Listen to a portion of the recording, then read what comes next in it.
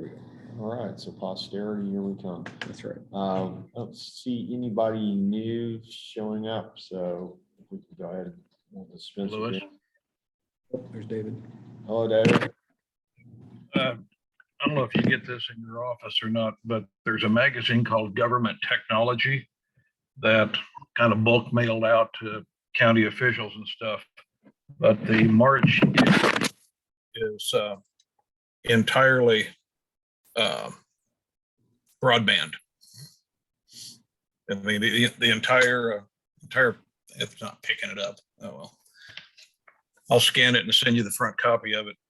But the entire issue is on broadband in the rural areas. Kind of like hologram effect off Star Trek Next Generation, David. It's recorded now, so we can all enjoy that. Yeah, I actually, if folks aren't aware, they have a news feed that I can't remember if it's daily or it's frequent, that you can get that by email. So I get plenty of those, but yeah, it's something, a lot of times they're talking now is cybersecurity because Vladimir is stomping around like a little child and not getting his way militarily. So asymmetrical warfare being what it is, he's going to find a way to fund his operations one way or the other, and we're part of that program now. So just go ahead. I don't recall seeing minutes from last time. Anybody? I thought Jeff sent those out. I know he did them. I thought he sent them out. I think you did too. Jeff, say hi. Yeah, I recorded it last time because Jeff has been gracious to do the minutes while Ali's been out. So I know he did it, and I'm pretty sure he sent those out to us. Oh, he says his mic doesn't work on his computer. Oh, okay. Why don't you buy him a new computer for crying out loud? Can we use He mine? sent them out on 316. He sent them out on 316. Okay. So any additions or corrections to the minutes? I entertain a motion to approve this minute. So moved. Second. Any discussion? All those in favor signify by saying aye. Aye. Opposed, same sign. Motion carries. Hang on a second. So JR motioned and Darren seconded. I just want to get that on the recording for whoever's doing the meeting minutes. Motion carries. Thank Thank you you. very much. New business, just want to start off with a look at the Missouri budget numbers because that's coming up for markup here this coming week. And it's in the House bill is number 20. And so far, I have heard a lot of really good things about the core funding. I was just on a Zoom call with BJ Tanksley, the state director, last hour. Thank you, Corey, for making that happen. We're looking at the core $250 million range appears to be intact, all of it. I don't anticipate any raids on the Senate side because that's Senator Hageman is chair of appropriations and he knows how important this is to all of us. And he's been the broadband rock star from day one in the Senate. So I'm very comfortable whatever we come out with in the House. We will see something similar, if not improved upon in the Senate, just because Senator Hageman knows these issues backwards and forwards like nobody else in the building. So that is a good look for us. The stuff up in the air. I did talk to a colleague who took 15 out of the $30 million to be used basically for the adoption piece. I don't know what that's going to look like. We'll see the committee sub, the chair, Cody Smith will bring his sub in Monday. We're supposed to start up at noon, so we'll see that about 11:55, I think. But that's the basic working document or draft we operate from that moment forward. I know there has been some talk as far as pole replacement funds, 25, 50. I don't know what that range is going to look like yet. There is money sitting there, but that's all we call it subject to appropriation for a reason, because we sit there and we argue about it, and we argue a lot. So I'm confident, I should say, at least comfortable that the core funding is going to stay where it is. I've sat down and talked with the budget chair about that extensively and the need for those monies to be going out in a timely fashion, and a lot of it. We've also got a bill sitting there that's not been referred yet. Bishop Davidson has it for the state to be able to stockpile fiber itself and then basically sell that back at cost to providers who run out. That has hit a bit of a snag because the question is, what if the state buys it and it isn't needed? Then what? So the then what question is something he's working on this week. We'll see if we can't get that language tweaked a bit to make sure everybody's okay with it. At that time, we expect that bill to be referred and we will hear it. We have heard to this date 11 bills in the special committee on broadband and infrastructure. The speaker was kind enough to go ahead, appoint me to chair that. Several of the people on that committee were on the interim committee. We've got some new people on there as well. It's a great committee. Representative Ritchie has been dealing with the ARPA money now for almost a year. He is part of that committee. I have talked with him extensively all year about the funds.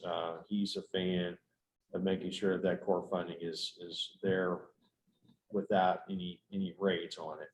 So anytime you look at a number as big as $200 million, people want it.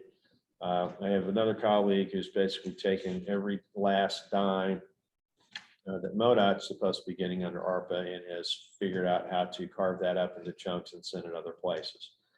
And that was in that subcommittee. So be thankful you're not MoDOT. But so far, we're holding the line on the funds, at least the core funding for the state fund. The other stuff, I don't know what's going to happen with that. I anticipate the 5.4 million that MoDOT asked for is going to go away. Yes, I had something to do with that. It was fun. The state tower purchase program, I don't know what's going to happen to that. I do know we've got legislation in the committee now that basically, I call it permission slip bill, would enable any political subdivision to contract out with any public private partnership, any provider, to basically put towers or vertical structures on their property. It's a permission slip. We're not telling them how to do it. We're just saying you can, because a lot of lawyers look at it and say it's not statute, you can't do it. We want that in statute. So facilitate that process for the fixed wireless folks who are having trouble getting from point A to point B. Here's a tower in the middle of it on a rural water tower, whatever we can do in terms of structure. So that looks pretty good at this point. I'm guardedly optimistic we get that out this week. We've got the draft out. Everybody's reviewing it. The governor's folks have it. The state broadband office has it. The providers have it. So it's out there, waiting for comment back. I've heard from a couple of people today. Nothing bad, just basically trying to digest all of it that's in there, and it's a lot. That one of the things we've added is a guardrail to allow the Attorney General of the state of Missouri to go after federal funds that are defaulted on by providers in this state, designated for Missouri use. We're not going to leave that on the table if humanly possible. We're going to grab it and put it in the state fund. And everybody's good with that so far, including the Attorney General, as you might imagine.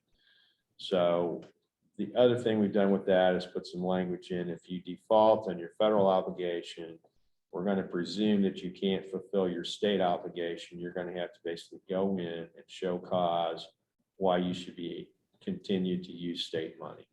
And that's the type of guardrail the feds really don't do very well. We want to do better than that, the state, because we don't have infinite money. We don't have infinite time.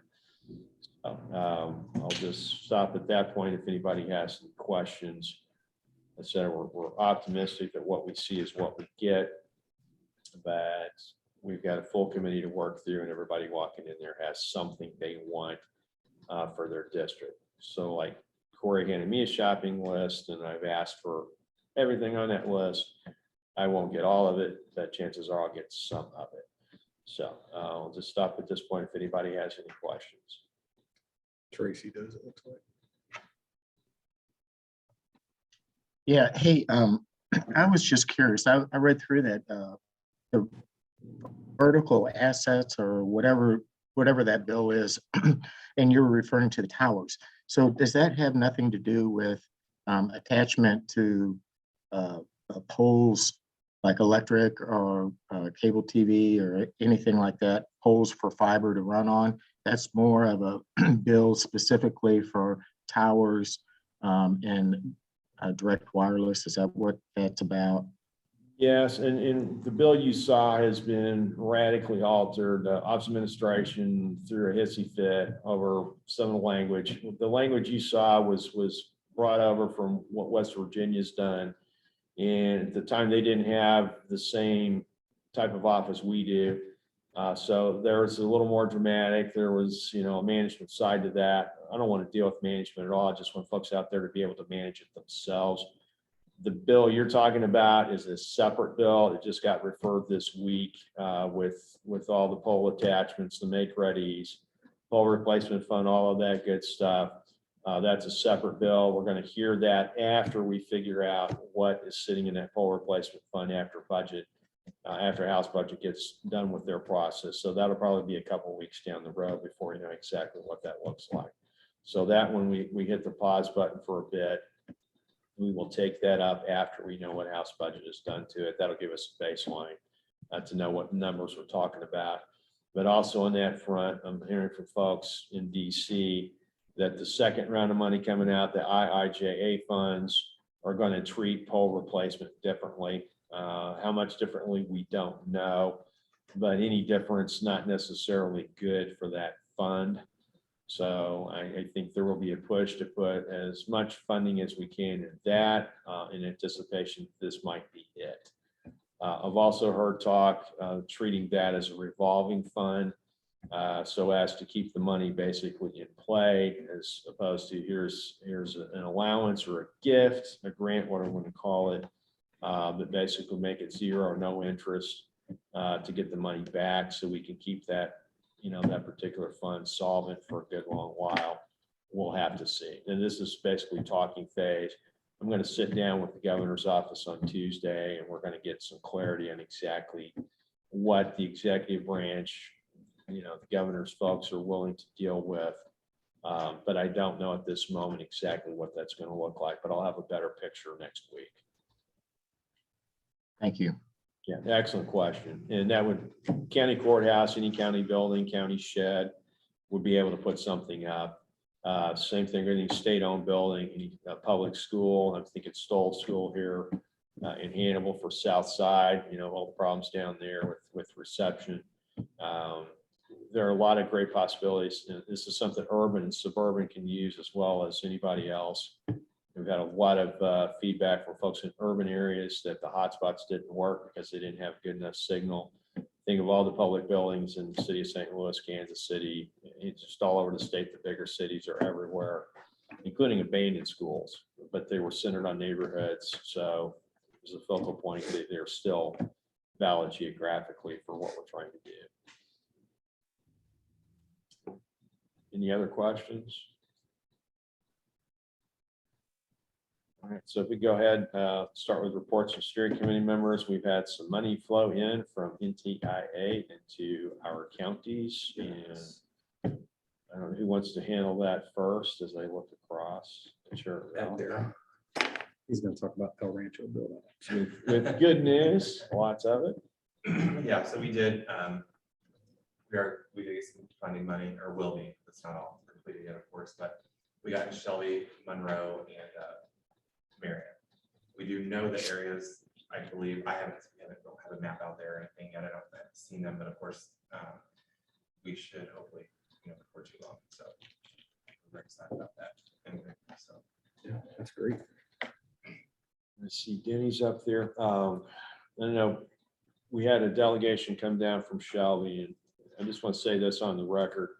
Shelby does so many things right. It just basically had a plan, worked the plan, came into the building, sat down with the broadband director, and they basically had mapped out all of this. They've mapped out Clarence, they've mapped out Shelby, the entire county, areas that aren't served. And to watch that, basically economic developers sitting there, we've got city clerks, we've got administrators, we've got commissioners. It's basically, they've taken an all hands on deck approach, and they've got great partners between Sheraton Valley and Mark Twain, basically one coming in from the north, the other from the south. And they're getting it done. And this is a county that traditionally has been shut out of basically every federal program there has been from the get-go because of a couple census blocks in the southwest part of the county. So just want to say thank you for the folks at Shelby for doing so much and getting ahead of the problem. But this is by design. We talk about the Rawls County model. They've been at it 12, 13 years. None of this stuff happens by accident. And that's just something that plant has been basically worked to perfection. So that's great news for all of us. And their plans basically with you guys is to basically make sure universal access is the only way you don't get it is you don't want it. And woe be unto you when you decide to sell the house, because you're going to want it there. We're also working with Marion County. They provided 2.25 million. We're matching that. We should be starting that construction next week. And we hopefully will have that done in less than a year. So we got several things going on. We're also starting downtown next week. We should be able to hopefully get all those businesses right downtown. So the construction starting there next week also. And our central office is already placed downtown. So which is where we have one out here behind with States Avenue now, Rural Bank. So we have another one that we've placed downtown Hannibal. It's already placed sitting there, so it will feed out from there. We've got I got some stuff to talk about too if you want. It's just about some of the bills and so upcoming the Missouri Broadband grant program, which we're excited about. We're concerned that the focus on the grant program is moving away from unserved and underserved areas. It appears to be encouraging the cherry picking of broadband customers. We just want to make sure that it's not. We discussed prohibition on state fund applicants who are also receiving other federal funds, and explained that they would likely prohibit high cost camera or RLECs for otherwise participating in the grant program.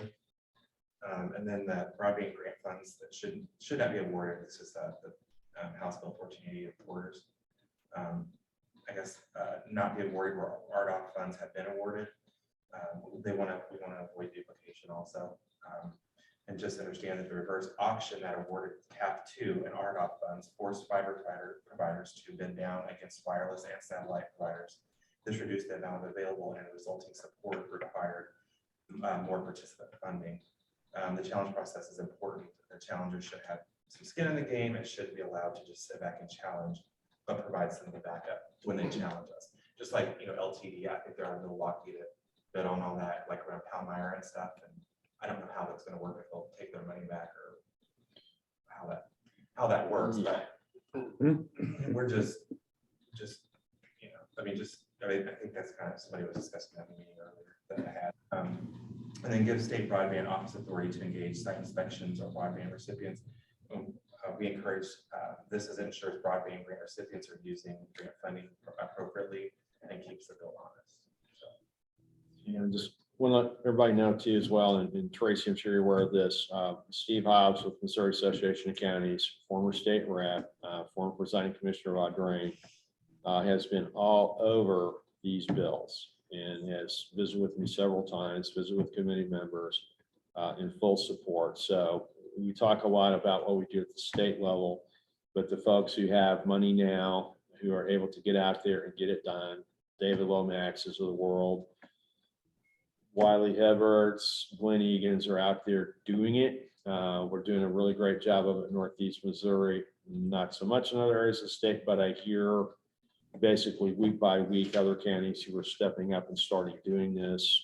Had heard about one in Southwest. It was taking basically 50% of everything they had. They're planning into broadband in a county that really desperately needs it.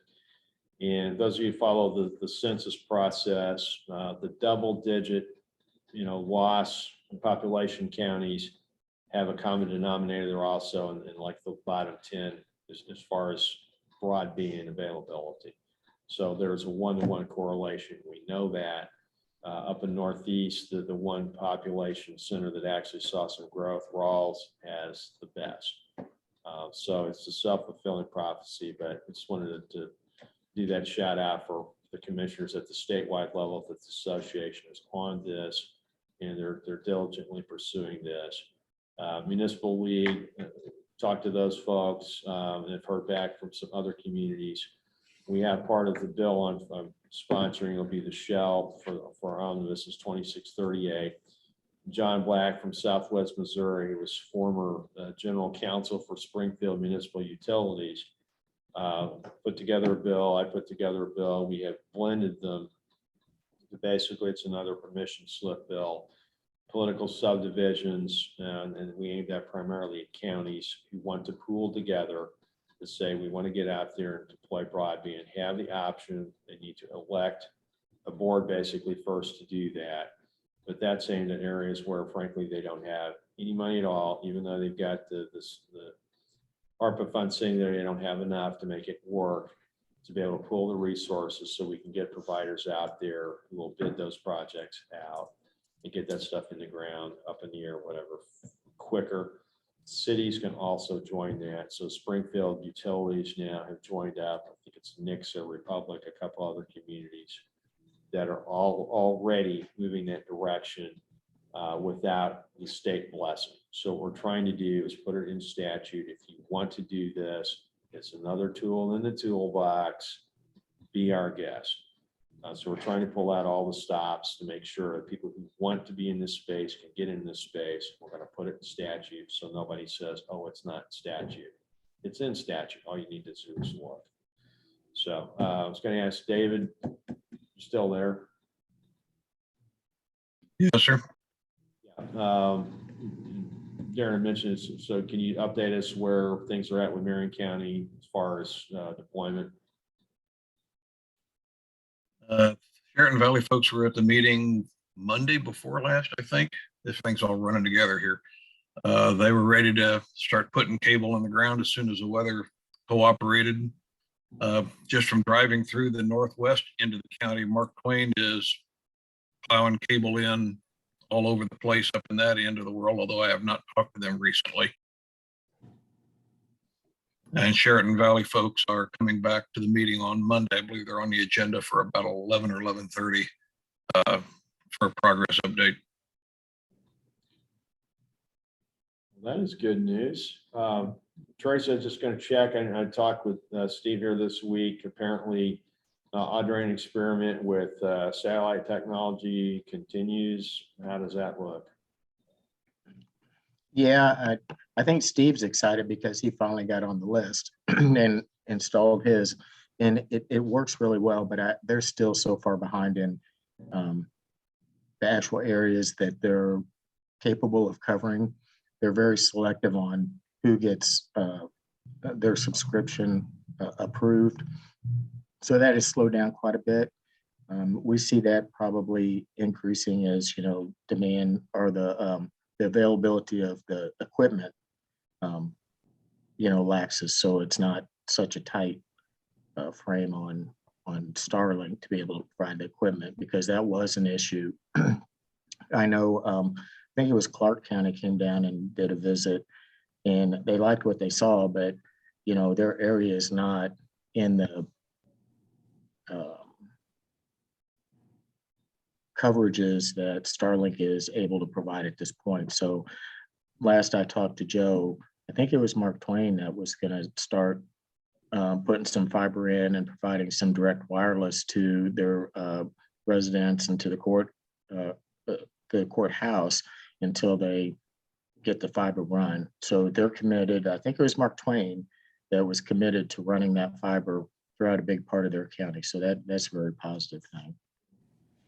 Glad to hear that. I know they've done the survey up there. I was hoping maybe Derek would be on to explain what that showed. And the state actually has done a gap analysis. They're supposed to release that within the next 2 weeks as far as what they determined, sort of initial look. Of course, we're doing a lot more granular stuff down at the county level. And I was going to ask Linda, RFI went out here a week or so ago. BJ covered some of that on his call this afternoon as far as what the responses look like. They have been significant. Just trying to see if you've got a handle on what that's going to look like next as far as recommendations that translates into dollars, translates into policy. What are you hearing? From BJ? No, it's Linda. Linda Martin, I think he was. Oh, okay, sorry. Linda, you still there?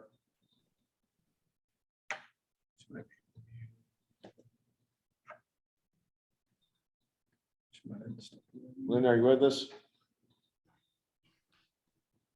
Well, Tracy, go ahead and take a whack at it and Linda can talk when she gets back.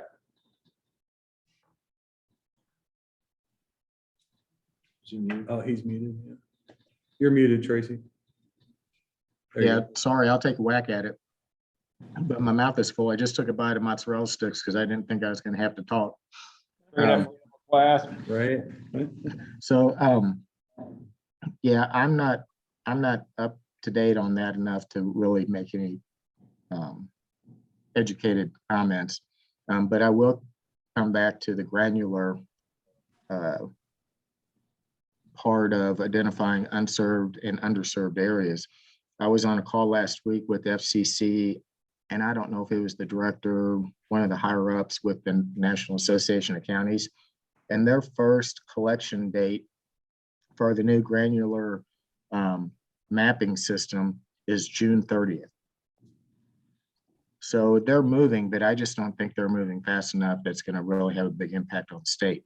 I mean, if the June 30th date comes and all the providers actually submit the information granularly, that would be a great asset to, I think, BJ and his group. And I'll stay on top of that to make sure if any of that information can be shared out to where we could populate any kind of maps that we already have in place, because I think that'd be a great benefit for all the counties, not just in the Northeast, but all across, Missouri for sure. It's something we're putting into the statute, the requirement that mirrors what the feds are talking about, but it would be a state-based map. It would be real time. It's accessible 24/7. And we want to make sure that people are on time, on task, which really hasn't been a problem with our in-state providers. It's our out-state providers who aren't really covering themselves in glory. So we want to make sure we have guardrails on that. Also, there's $10 million sitting there that the governor has asked for on the mapping side of it for the state. I'm not aware of anybody who wants to touch that. So far so good on that side of it. And the other aspect of that to consider, the June 30th, we already have the capability as part of that pilot project that Missouri went through several years ago, one of 2 states picked in the country, where we do have some granularity already baked in because we're tying Google Earth technology to assessor records and maps. So we're literally a step ahead on the game on that. And the last thing is expanded 911 that is part of the governor's ask on the broadband funding. Basically, the anticipation is that would be the address level base layer for the map itself. So there are a lot of moving parts to this, but they're all heading in the right direction. And they're all going to add up to a better map at the state level than anything the feds can give us, because it'll be accurate, it'll be real time. We put some guardrails in as far as privacy, the information for bad actors. But otherwise, we're in a really good place on mapping. Yeah. So does the state mapping part have a challenge process that somebody can actually challenge a provider that says, oh, we're providing services? Because that was one of the big things that they talked about with the FCC. There is actually going to be a challenge process. So if a provider is saying that they provide in a certain address block, that not census block, but an address, and the resident or business wants to challenge, there's actually an official challenge process that they can provide information. So I didn't know if that was part of what the state has in place already. Yeah, and the challenge process, everybody I've talked to, it works. And it just, for that particular reason, you have to prove it. Right. You want to go in there, somebody says, hey, we're already here, leave us alone. They have to establish what they've done. Another thing we're going to put there basically is a requirement that if you're not up to 100 symmetrical, you need to report back annually exactly what speed you're at. And we're trying basically to get ahead of the feds instead of playing follow leader, which we've done so far. And they've spent huge sums of money on obsolete technology. We don't want to spend a dime on anything obsolete. So some of the fixed wireless folks, their heads exploded. We've done a carve out for them to make sure they're, quote unquote, not out of business, but we want to encourage them to step up their game so they can get at that state window.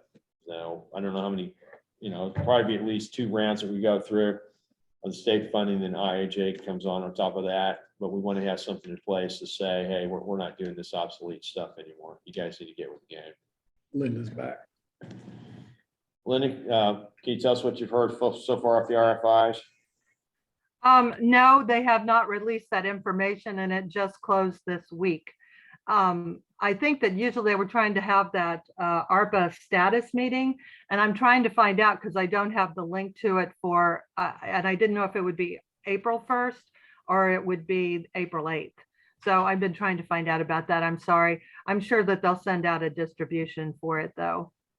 Okay, and just on call with BJ, and he said there have been, he called it a significant response. We had people from all over the state in there, some funding requests.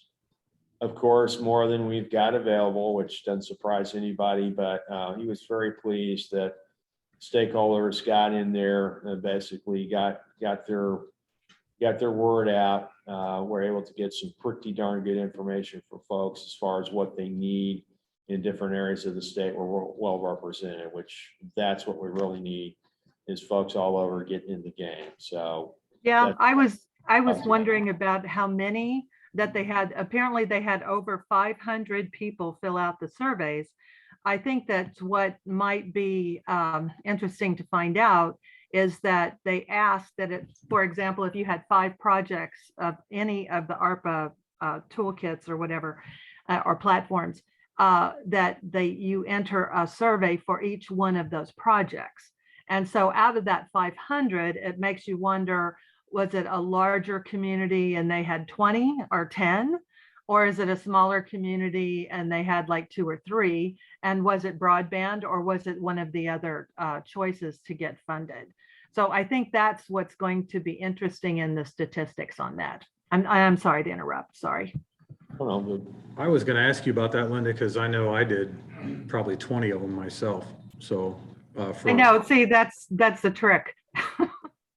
That was for our region, not just one community, obviously, but I was wondering if that 500 was individual people or if that was the RFIs themselves. So. Well, that was not revealed as of yet, but that was one of the things that they said on the previous Friday or previous Monday. And I think they actually closed it out on Tuesday is the way it was. And I haven't heard anything about that. We usually have a call with the whole DED on Monday. And Linda, I'm not sure what you guys have talked about yet. I know we discussed it here sort of regional basis. And we've heard from providers that they're doing a lot of their own training. From a workforce development perspective, are we in a good place as far as what we've got in the region? As more and more folks are deploying this, as more and more of this money comes out, I have talked to people, providers, who are afraid they're not going to have literally enough engineers to go out there and scope. They're also afraid they're not going to have enough people literally physically to go out and deploy, be it aerial or burying it. And I've been driving all over the place and I see crews out all over between here and Jefferson City. It's all over the place, which is great. The weather's finally starting to cooperate, which is great. The question is, are we in a good enough spot when we release the other that comes out after July 1st and the floodgates are going to open? Do we have enough people literally physically out there to get this thing done quickly? Because that's going to be the acid test. I agree with you. And I remember that we spoke about this last month too, because also, some of these particular positions have to have a certain amount of certification or a certain amount of, baseline training. And I'm not sure that if that's going to be something that'll be coming out of the Department of Higher Ed and Workforce Development, and who is in charge of that. That may be a question possibly for Sherry. Unfortunately, she had another commitment today. But yeah, I think there is a concern about it. There is a concern about the availability and the skills and being able to fill the gap. I mean, I think that's just a realistic question. If you wouldn't mind checking with Sherry, if she can email that out. If she's Yes, got- I will make a note of that right now. And I'll email Marty Weathers and see exactly what they've got, if there's a plan out there so we can share that. But that's just one of those things, we don't think of logistics until they're on top of us, and we need to be getting ahead of that, so. I know we included those folks in the youth summit. Okay. I know Sherry was a part of that too. And then I know they're working on that for the April job fair here in Hannibal as well. Something specific to that I believe Sherry's also a part of that too, so. I did mention that Jeff Lashley was in the building this week, and the subject did come up. It's like if we need to stand up a program. So, you know, Mobley is always real good to work with as far as getting things done quickly, and the grant money that's out there, they'll find it and apply for it. Just want to make sure from regional level that we're ahead of that particular curve. Sue, are you there?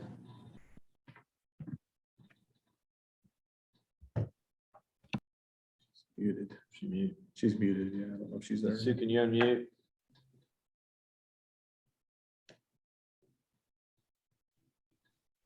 Stepped away maybe. Possibly. I was going to ask her what, you know, if anybody's heard anything more western side as far as what's going on in Macon.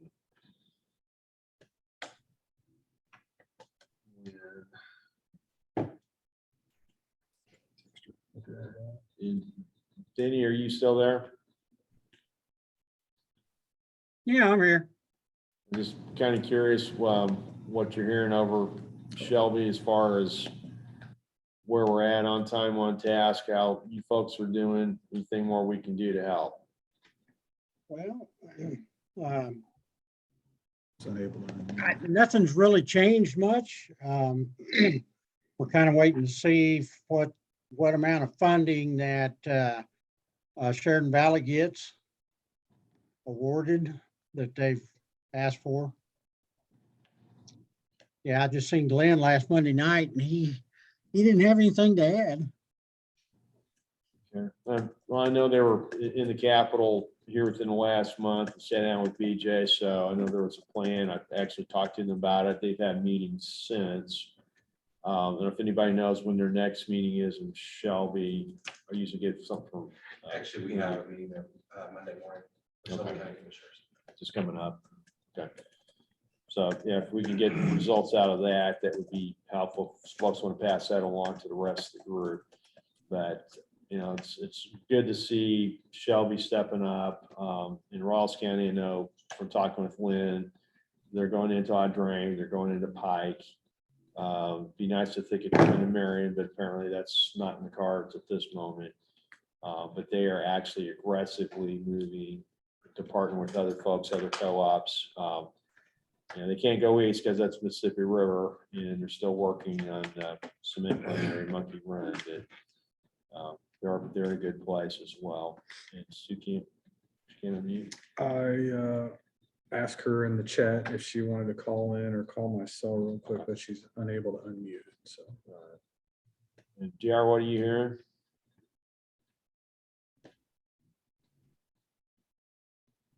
As far as where everybody's at, I'm hearing a lot of people who are excited. There's been a lot of buzz in the press lately, which is really good. Thanks to Corey for kind of steamheading and organizing who they get to talk to and stuff. A lot of people asking questions, a lot of people excited. We do have a few clients who live in the middle of nowhere, and they know it's going to be a little time, and they're trying to get Starlink set up. Starlink just which is the Elon Musk system that is going to be a real pain to work with. We've set a couple of them up. When it rains, it stops working. It doesn't work real great for businesses. The device does not have the ability to plug Ethernet cables into it. So it's Wi-Fi or nothing. So using it as a backup internet source is not real easy right now for companies. We've got a lot of people who are excited about this and ready for this to come down. And ready to start writing checks. I do have one quick follow-up question. I know we had talked and you had mentioned earlier in regards to making sure that holding the ISPs accountable when they say they're going to deliver the service. Do you have any idea what the metrics look like for how those checks are going to be processed out in the future? Honestly, at this point, I don't. And because we haven't set an amount yet on the total, and, we start new fiscal year be July 1. I hesitate to say, here's what it's going to look like. What I was told initially was we're going to go out in 2 rounds, but now I'm hearing that they might not go 2 rounds. They may just get it all out there at once, depending on what the volume is as far as requests. So that one's still up in the air, and I hesitate to say definitive what that's going to look like. We'll know a lot better after we're through the budget process, and we have to put that thing to bed by the first week of May, and that's by constitution. So the next month is going to be horse trading like you've never seen in your life, because the state of Missouri has never seen this kind of money before. I mean, seriously, in the history of this state, this is the biggest, cluster of federal funds to come in here at one time. Gives a lot of opportunities, but at the same time, a lot of people make mischief with it. And what I'm hearing so far on the House side, and I talk to these people every day, is the core is going to remain intact. The other stuff out there, the governor gave us like 9 different buckets. Wish it had been 3 or 4, because anytime you've got a bucket out there, oh, there's $30 million, I can do something with that. We're seeing that with the digital literacy piece. Half of that was gone in the subcommittee that heard it. I don't know if that will be put back or not, probably not. But the other stuff out there, the polls, MoDOT, there's money out there, $6.2 million for prisons, and they're planning to retire like half the prisons in the next 5 years. Why? So why don't you take 3.1 and be happy? But that's the kind of stuff we get into the weeds when we're talking these numbers. And if anybody gets to dial up and watch the budget committee actually at work, and when we argue these things, it's a real head scratcher sometimes, some of the stuff people come up with. But as far as what the timelines look like, we'll know by the first week of May. Before that, I really hesitate to say here's what's going to happen. I know BJ and I have talked extensively about what that's going to look like in terms of immediacy. And the plan is to get as much out as quickly as we possibly can for obvious reasons. The weather is going to be nice. It'll be that time of year where we're getting stuff done. You got more sunlight, and people are out there getting stuff done a lot quicker. And we want to facilitate that process. So it'll either be 1 round or 2. Personally, I've Shows up. 1, but that's not my call to make. But we do have influence on how much they end up getting, and it's going to be a lot. So I spent some time yesterday in Lewis County meeting with several different businesses and non-for-profits. And, when I talk to them, I say, this is coming down, this is happening. We already see, stuff going in the ground around here. This is going to be great. And there is in different parts, and I'll pick on Lewis County for right now because I was there yesterday, but different parts of counties and different areas that I'm in, I hear some withdrawal, and the question is, yeah, and they're getting money, but actually go to me. Is it actually going to come down our road? Is it going to come down our highway? Is it actually going to work the way they say it's going to work? And I keep going back to them. A lot of times I say, well, if you have questions, Rawls County did this several years ago and it's been very successful and works really great. Yeah, but that was Rawls County. This is wherever we're at now, in Lewis County was yesterday. So how do we give those people peace of mind when we're talking to them that money is coming down, that these things are going to happen? I'd say the peace of mind side of it is we're trying everything humanly possible in Jefferson City to make sure that people who want it can get it. And that's just not the aerial versus burying it, that's being able to put up a tower to use a repeater.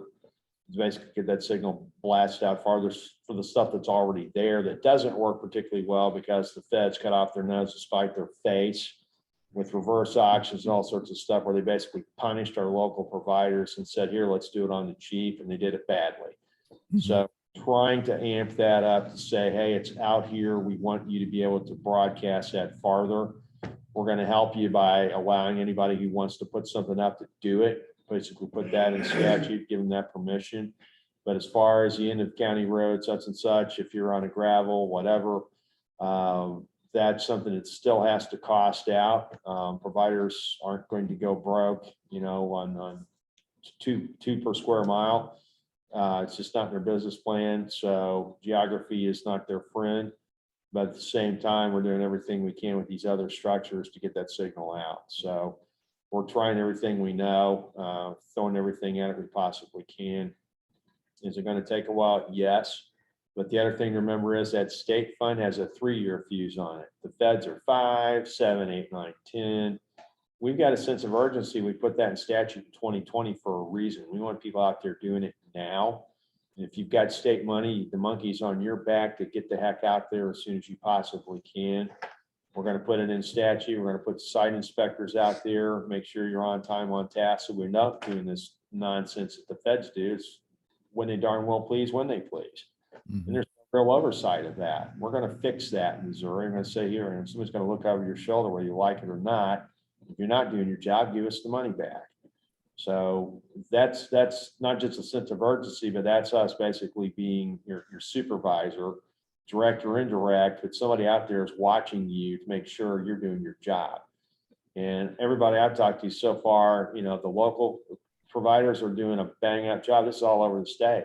You couldn't ask for better people because they're your neighbors. You see them, you know them. They've been there forever. They're going to be there forever. It's these out of state actors that we got to worry about.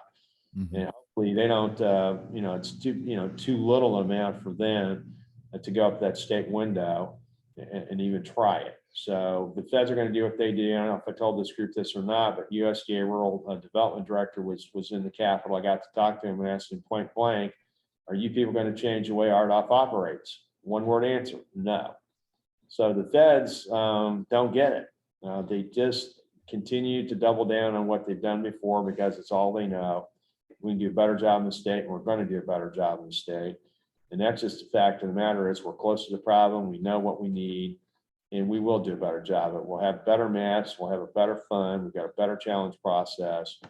And it's to the point where we get these granular maps, people won't have any place to hide, as opposed to this voluntary stuff they do with the FCC. You get half the truth half the time.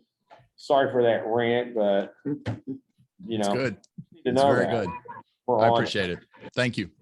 Tracy's got his hand up there. Tracy? Yeah, thanks. I just wanted to roll back on something that you said, Representative Riggs, about the funding. I don't know if everybody's aware, but right before they passed that omnibus bill, they had put some language in to rescind a big part of the rescue funds that had not been obligated yet. So what it basically came down to was they would take it from the state coffers first, and then tribal, and whatever, and the counties would be last if they had not. So I don't know if you had heard that. So if whatever the state has, I think they need to get it obligated in one shot instead of two. And if you have any pull on that area, I think we need to go ahead and obligate those funds so that we don't have somebody in Washington, D.C. saying, oh, well, they haven't spent it, so they must not going to be use it. So let's take it back and fund something else. So I'm sure you were aware, but that was just something that sort of popped in my head when you mentioned that, sending it out as one shot or two. Yeah, I had heard there was some talk in that direction, but nothing really serious. But at the same time, this is where the RPCs get you out there. They've got that plan in place. You're supposed to obligate it by 2024. And if you got 18-month problems with your supply chain, we're already in 2024. Now, let's be honest. Deployed fully by 2026, but they're also There was also a lot of heartburn for folks dealing with CARES. A lot of whom gave their money back because they got frustrated. They didn't know what to do. They had a 2-week window to get stuff out. So rather than do the wrong thing, they did nothing. And I think that was part of that. They got some CARES money back and they thought, oh, people aren't taking it seriously or whatever. And that was partly on them. I think ARPA, they did a much better job of making it accessible and, a lot less, heavy hand of whatever. But at the same time, the folks who don't have a plan need it. And I've been preaching that now for over a year. And it's truer now than it ever was before when this, money actually starts rolling out of here in huge numbers. The people who don't have a plan are going to get swamped because the engineers are already going to be taken, the contractors are going to be committed. And unless we're in a workforce, space where we can ramp this stuff up overnight, which is going to be tough, the folks who are off to the sides now are going to stay on the sides. And that's on them for not cleaning that out. So that's a good point. I'm glad you brought that up. And I do think my vantage point is getting it out sooner is better, just for the obvious reason. Once we get those funds committed, you check that box and the feds leave you alone. We got it done in 2022, early 23, whatever. We're way ahead of the curve on the 2024, so they can concentrate on other things like, waters of the US, the other nonsense they come up with about once a week. Keith, I haven't heard from you yet. You hear anything federal level or? No, basically, they're still, all we know that the funds are still going to be through NTIA, and as you guys have done a good review on this, basically same thing. It's going to be thrown upon the states to deal this one because, as we know, thanks to Senator Blunt and some other people have been working on this, they realize that the FCC has been screwing up for a long time. They're hearing it in Washington, D.C. So now, like you said, Representative Lewis, they're throwing it back on the states. So we have to be prepared. And our issues are you're working on them right now to get that. But basically, it's still the same. The money goes to the NTI this time versus the FCC. But the fallback is if the states are not prepared, the FCC will go back to their old guidelines. That's why we, as the state of Missouri, have to be prepared with their own guidelines to have the money going out. I just want to mention everybody, Vicki Hartzler was in the building here within the last couple of weeks. Got to talk to her about this. I've talked to Jason Smith about this. Jason's coming back unless the Lord has other plans. Vicki may end up being your next United States Senator.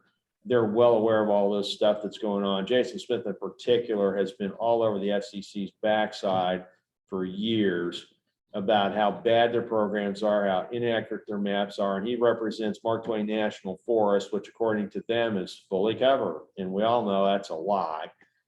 So we've had a really good response from our congressional delegation. That includes Emmanuel Cleaver, who represents Kansas City, but he's also got some Lafayette County. He's got some rural area. He's all over this. With the exception of Corey Bush down in St. Louis, she doesn't care. Our congressional delegation has been lights out, and I don't see that changing anytime soon, even though Billy Long's not going back. I don't know what Vicki Hartzler is going to be doing next year at this time, but the folks who remain, Blaine Lukemeyer, we got some outstanding people out in DC who have just been all over this from day one, and they continue to be great resource partners. And having a rural governor is the most rural governor of my lifetime, probably rural since the beginning of the century, who really gets this big bold letters. The lieutenant governor gets it big bold letters. We got some outstanding people at the statewide level who really are all over this every day, and they hold the Fed folks accountable too. So you couldn't ask for better resource partners to work with than what we've got. And those of you who are interested, the state or the United States Senate candidates will be in Hannibal tomorrow, 8 to 11 at American Legion. It's the Lincoln Day. They're going to be up in Canton in the early afternoon. They're going to be up in Kirksville for the evening meal. I think that starts around 6 o'clock. So anybody who has the opportunity to light these folks up, ask them questions about it, that's what they're here for. That's why they pay them the big bucks one of these days. But I would encourage folks to talk to those folks up close and personal and ask them, hey, where do you stand on this? Congressman Lewis, I think I should bring in the fact that since you brought up Congressman Cleaver, his staff called Abner and I, asked it to do a presentation to him. So about 3 weeks ago, we gave him a presentation of what you are aware of and what we did for our research through University of Missouri and what we've been doing with agri experts. So we gave them an hour-and-a-half presentation, similar to what we gave your committee. That presentation also went to the House side to Congressman Clyburn. Now that means that everything we have from all the people we've been collecting in the state of Missouri is now being given to Congressman Clyburn on the House side, who, as you know, is considered Mr. Rural Broadband. I don't care about whether Republican or Democrat. I don't really care. I care about doing the best thing we do for Missouri. My point is, what people have been telling us is now because of both Senator Blunt and Congressman Cleaver, our work is now sitting in some of the right hands of DC, and that's affecting all of us back here in a positive way. And all we do is pass on the information in an economic standpoint of what people are telling us, and then pass it on to the policymakers. So that's the good news from our standpoint when you talk about the federal level. It's getting there.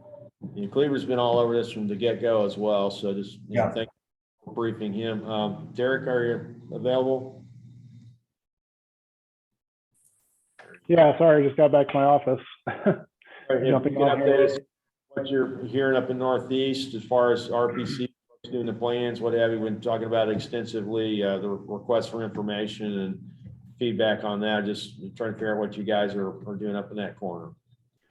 Yeah, so kind of with our mapping study being done, we're moving into meetings with our counties and internet service providers and getting face-to-face meetings on where the gaps are that they have within their counties, what we can do to move forward to try to fill these gaps.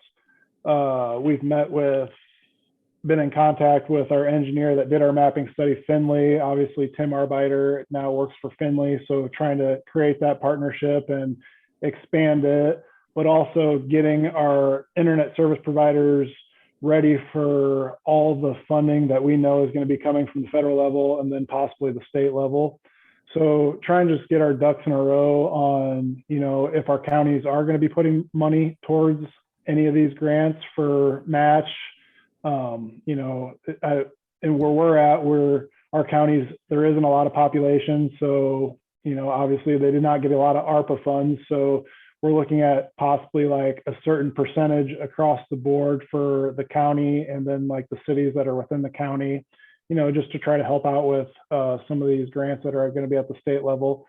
But then just looking at the infrastructure bill coming down from the federal level on, like I talked about the last meeting, one of our internet service providers that does some of the fixed wireless stuff. I mean, there's middle mile grants out there, but then also expressing them the need for final mile access if we're going after these middle mile grants. So we're looking at it a lot of different avenues, but just trying to create those partnerships between the internet service providers and our counties and our municipalities, just to get them looking in an aggressive way to going after every possible funding allocation that's out there.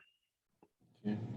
Thank you. And I didn't mention this earlier. Talk about the digital navigators and the adoption piece in process now, trying to put together a statewide, basically, just for lack of better words, network. So I've been able to sit down and talk with folks in Kansas City. I've been able to sit down and talk with folks in St. Louis. Also talk with some folks with a statewide nonprofit to see if we can get them engaged. We're going to get a AAA, I think, pretty soon as far as getting them into nutrition centers. These senior sites. We got a lot of folks out there who just can't access the Zoom calls, whether they don't understand how it works, they're afraid of it, whatever the reason is. To get these doctors appointments, these telehealth resources, it's really essential for mental health, among other things, to get that up and running where folks are comfortable with that. So I'll keep you guys posted on what that's going. Well, not to interrupt or anything, but that's one thing on the RPC side that, we're trying to find our role and where we can really make impact within our communities. And, discussing this with the internet service providers of, like the computer literacy, the digital literacy and all those things, there's going to be a lot of funds coming down for that. And if it's stuff that the RPC can capitalize on to go into some of these communities and do some of these programs with the senior centers or, the elderly population that isn't really connected, that could and that draws back into adoption and everything else that helps out, the growth of these internet service providers. So I look at that as a role that we could possibly help fill, definitely. Excellent. Well, Maycog gets an email then. Just want to be, since everybody's time, want to thank everybody. It's 3 o'clock hours upon us. I'll keep you all posted as far as what we do. We're going to attempt to exec out, as we call it, the broadband is sort of omnibus bill, at least the first one out this coming week. We'll send that over to the Senate. And now the Senate basically has broken the log jam, as they say, and they're actually doing work and having real live, honest to goodness committee hearings. Guardedly optimistic we can get that thing out of there in pretty good shape. And folks who didn't hear earlier, setting up meetings with, I got 5 senators this coming week. I'm going to go and talk to about 5 more the week after that. So we got a good working majority. Anybody's in the crosshairs at any given moment because we don't know who's going to set off who. I want to go 5 or 6 deep. People who, basically willing to take up the ball and run with it on the Senate side. At the end of the day, it's something, last time we had a broadband bill, it went through the House 147-3, 32-0. Unfortunately, one of the 3 people who voted no on the broadband bill in 2020 is over in the Senate today and wearing bib overalls on the floor. So just want that out there. It's, I see shake of the head, don't do that. But yeah, that's something I'm actually trying to get ahead of that problem before it becomes a problem. So again, I want to thank everybody for participating today. I'll keep everybody updated as best I can between now and then. We'll plan on getting back together in the March. I don't have the date in front of me. By then, Hallie, I think we'll be back. She's back, yeah. Wrangling all this good stuff. Want to thank Corey for helping out in the absence. Jeff for Jeff did all the work. Jeff for his long suffering patience and dealing with all the people coming in my office every day wanting a piece of me. It's been a really interesting ride. It's not over yet, but we can see light at the end of the tunnel and it's not an onrushing train. Tracy has his hand So, raised. yeah, Tracy. Yeah, hey, I did some online testimony or I don't know what you call it. Does that help you, Representative Yes. Riggs? Absolutely. And what Okay. that does is it goes into the record, and when people are looking at, we call it the bill string, they can check that summary, but they also check the witness testimony. And a lot of Okay. folks now online, we got one guy who's comments on every bill in the General Assembly, calls himself Honest A. We look at it and we laugh because it's usually the first one there, but that type of thing where associations, counties, cities, whatever, get to do it, it really helps us because when people look at that, they say, who's actually in support of this? Right. Who's position? That matters to folks. If it's a close vote, that's going to tip the scale one way or the other. So yeah, it's very helpful. And thank you. Okay, I hope I didn't put any grease on your fire on the bill 2737, but there are just a couple things on that one that I just could not digest very well. So I was not in support of that one, and I'm sure you saw that, but trying to use the current system with census block and 25.3 speeds and providing cell phones or smartphones for people and paying for their plans was just not something I thought was specific to an unserved area. So I hope I didn't rock the boat for you on that one. So apologize if I did. That's more of an urban issue, and that legislator is from an urban area in Kansas City where it's a real problem. So we're going to keep as much language as we can. I think what he was trying to do was basically reverse the order as far as we need to get the adoption piece first as opposed to the access piece. Well, access comes first, then the adoption. So we're working through that with him. There'll be some language in the omnibus that we report out that will have some of his bill in it, but a lot of it won't.